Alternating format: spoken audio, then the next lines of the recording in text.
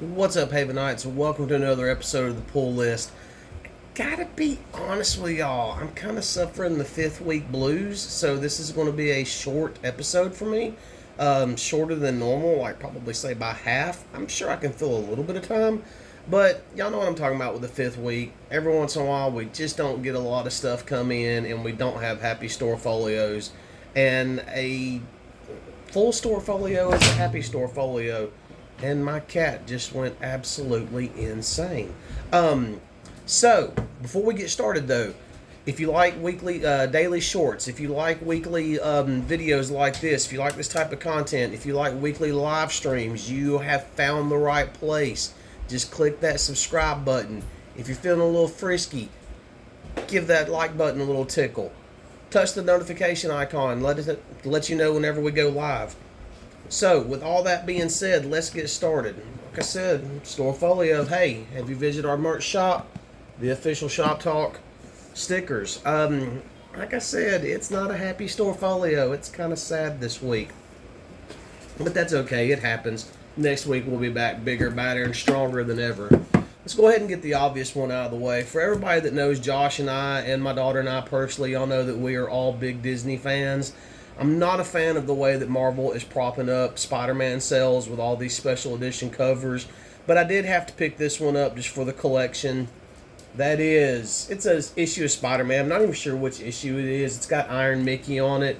I just think that that's a beautiful cover. I love that cover a lot, so I did have to grab that one for the collection. Will I read this issue of Spider-Man? No. Alright. First on the list, we have Moon Knight, issue 24. So, in this issue, Moon Knight is basically fighting his way through his own mind. That's nothing of the stretch for Moon Knight. He does that a lot, except this time he's getting these images, and all of them are different episodes of happiness, we could call it, on some level. All his personalities, what would make them happy. He's trying to get to Morbius, and he's having to fight through this. He finally gets to Morbius there toward the end, and Morbius is just kind of like, hey, Morbius is dying, but we know how dying is in comic books. The only person that's ever actually stayed dead in comic... I don't think anybody's ever actually stayed dead in comic books. Somebody fact check me on that. Leave a comment below. But, basically, Morbius tells him, hey, there's somebody else that you got to look out for. He's coming. You're going to have to deal with him. I can't remember his name right off the top of my head, so I'm just going to slip the issue open, and we will jump to the back page where it was at. Black Spectre. That is who he's having to look out for. I know that issue 25 is going to start an oversized. They're supposed to be starting a new story. I believe it's called Night's End or something like that. We'll have to wait and see how that goes. McKay's been doing a really good job with Moon Knight. Moon Knight has been a solid read since the very beginning, since issue 1. It's been a fun read. I know of just a small handful of people that are reading it, and so far nobody's had anything bad to say about it. If you're kind of wanting to jump into Moon Knight, this is definitely the series to do it with. I would definitely say check this out. It's been some really good art, been some really good stories. I am a little disappointed. Yes, we do get a little bit of Tigra in this one. Not that much. I think maybe only a panel or two. So I'm hoping that we get back to the Mark and Tigra storyline soon. I never thought that I would say something like that, but yet here we are. Next, we have Gunslinger, issue 21. Gunslinger Dakota, they are on their way to the island. It is time to face Clown. Dakota wants Gunslinger to take her dad out. That's literally how this issue goes. It is action-packed pretty much from beginning to end. They are on the island. It's just a full frontal assault. Really and truly, what Dakota needs is for Gunslinger to kind of get in there and distract Clown just a little bit. So once his defenses are down some, she can then, for lack of a better way to put it, do her magic and communicate with her little dinosaur and turning into a massive T-Rex that will face off against the Violator. For those of you that are not reading this right now, yes, Clown and Violator are two different entities. Clown does control Violator. Once again, they're doing a really good job with this one. Brett Booth has given us some amazing art, but I really want to point out this cover. If you look, we have Gunslinger coming through stained glass. Absolutely gorgeous cover. But I'm going to have to say it, out of the Spawn universe, Gunslinger is definitely my favorite title through all this. My only complaint about Gunslinger is it seems like the issues are not long enough. It seems like they're really quick reads, which, I mean, yeah, that's good sometimes. It's not wordy at all, but it just seems like it goes way too fast. That's just my own personal take on it. If y'all think something different, I mean, let me know. I would love to see Gunslinger be a little bit oversized each and every month. Next up on the list, we have Star Wars Darth Vader issue 35. Now, for those of you that have been watching Shop Talk and you've been watching these episodes for a while, y'all know that I'm not a big fan of Dr. Aphra. I think that Dr. Aphra does serve her purposes as far as the story's concerned in the past. But at the same time, we know that her story is going to have to come to an end and come to an end soon. We know that we're on the march to Return of the Jedi. Will they do something with her character after Return of the Jedi? I don't know. I'm happy and content if we start writing some of these characters off because we know that they're not going to survive. Case in point, if you look, yes, Ochi has been all through these issues, but we do know if you jump to the movies and you look at Rise of Skywalker, they find Ochi's ship. Ochi's dead in Rise of Skywalker, so we know that his death will be coming sooner or later. And I think that they need to start doing that with some of these characters. Friend of the channel and everything, friend up at Haven, Matt Posey, I think he was the one that said send them to Chiss space. I think that would be awesome. That would be a great idea. Send them out beyond the outer rim. Send them to Chiss space. Let's see how long they survive out there. That's a Dr. Aphra story that I'd want to read. But I kind of got sidetracked. This particular issue, though, Vader's still having issues with the Force. He still can't control everything. He really can't do what he needs to do, but he needs Aphra to lead him to like some temple or something. There's something down there that he wants. He does have a staff. When he does have some, we'll call it an outburst with the Force, he kind of lays waste to everything around him. But once he gets down into the temple, they, kind of toss Ochi off in there for him to set off all the booby traps. I think was great. Ochi's pretty much a punching bag. Like I said, we know he'll be dying soon. Sooner than later. But they get down there, and what Vader's actually after, it's like this shield thing. And I think it's supposed to kind of help him project the Force some. The Emperor is very intrigued as to what's going on. The Emperor does say that there's a comment made in there about how this thing that's going on with the Force in these waves, it's only affecting the weak ones, and he's not weak, so therefore it's not affecting him. I don't think that we've truly seen a Vader at full strength yet. I am looking forward to that.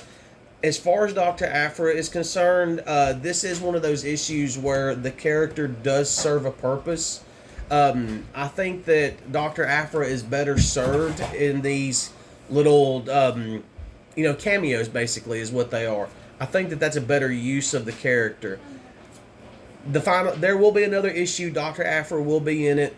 But I think that her story can really end in 2 issues, then kind of let her drift off. I mean, that's just my thoughts. I mean, if you're a fan of the Dr. Aphra character, I mean, more power to you. I really got tired of Star Wars introducing all these characters, knowing that a lot of these characters have no future whatsoever. And that was just one of the characters. I think the character served its purpose for its time, and it's time to go on. And I feel the same way about Vance also in Bounty Hunters. I don't even know what's going on with Bounty Hunters. Vance may be dead by now as far as I know. But next up on my list, and unfortunately last on my list, but I saved the best one for last, we have Void Rivals, issue number 1. So another friend basically said that, hey, it was decent, but it wasn't earth-shattering. I don't think it's meant to be earth shattering. I think that it was a very solid start to a new shared universe. I think the big thing here was to introduce our two characters that have basically they were in, let's just say, a dogfight. They ended up crash landed on a ship on a planet, and they're having to work together. They're being forced to work together, or they're just not going to survive. They're trying to basically rebuild the ship, or at least rebuild one ship so they can escape together. They do run across what looks like a ship to them, and they take, I believe it's like a power core or something, to get it charged up to see if they can use this ship. And as soon as they get it charged up, it automatically turns into an Autobot. He does make reference to Cybertron. I cannot remember his name right now, but he makes reference to Cybertron, and he's automatically doing the calculations. And apparently, he has been crash landed on this planet and out of the fight for over 1,000,000 years, or right at 1,000,000 years. And then he automatically takes off and leaves them. I believe that's going to play into it in the next issue. One cool thing about it is they're constantly kind of cutting each other down left and right about how bad their race is, or how bad the other one's race is, or hey, if I even talk to you, or if you ever see my face, you know, you're automatically supposed to die, blah blah blah blah blah, because they both wear these helmets throughout the vast majority, actually throughout about 99% of the issue. But now, one cool thing that I did like about this issue is you see his glove right here. His glove actually talks to him. It's almost like an automated personal assistant. But at the end of the issue, they decide that there's something, and it's been a few days since I read this, but there's something that they need to do where they're going to take their helmets off. They only have such an amount of time. And I thought it was, for lack of a better word, kind of poignant, because they have been basically trained their entire lives to hate the other one, and the other one is hideous. And honestly, it kind of drew from some, real world things that we have going on, unfortunately. But once they take their helmets off and they actually see each other, they look exactly the same. They're both human looking. I mean, there's nothing wrong with either one of them. They're actually shocked by the other's looks. And that's how the issue ends.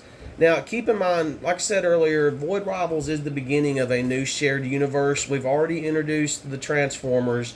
I believe I heard somebody say October, but I don't think it actually starts till December. We will get Duke #1 and Cobra Commander #1. Those will be a part of the shared universe. Transformers, G.I. Joe, and Void Rivals will all be kind of in their own little thing. And if everything is correct from what I'm seeing right now, and this is no big mystery, I'm not giving away trade secrets or anything. You can actually see this online yourself. I believe G.I. Joe 301 by Image Comics does come out in November. It's either October or November. And I think it's supposed to pick up with our cliffhanger from 300. I don't know if that particular title will tie into this, but I do look forward to it. I want to see how they're going to do it. I want to see exactly how this is going to play out. I do firmly believe that Kirkman is going to take his time, and he's going to do this right, and he's going to build a true shared universe. It does come across that even in the first issue, you can tell that he truly cares about these characters and this story that he's fixing to tell. So I am looking forward to the future for Void Rivals and Edgerton universe. Don't know. Y'all know how I am. I'm a redneck from Alabama. So that's actually it. I had kind of toyed with the idea of putting a graphic novel in here since I didn't have a whole lot.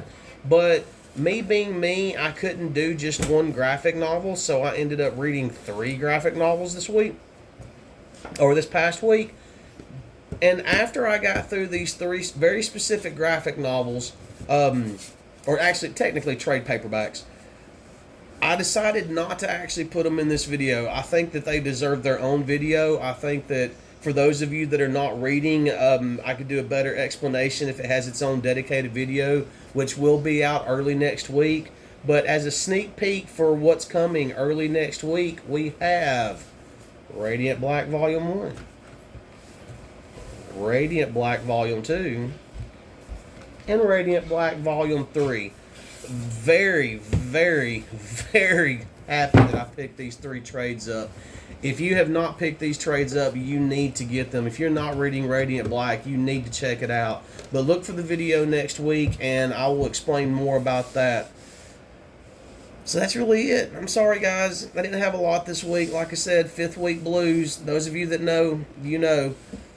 But once again, hey, thanks for watching. Thanks for subscribing. Thanks for tuning in. Thanks for just taking a little bit of your time and listening to an old nerd ramble for 15, 20 minutes. And we will see you next week.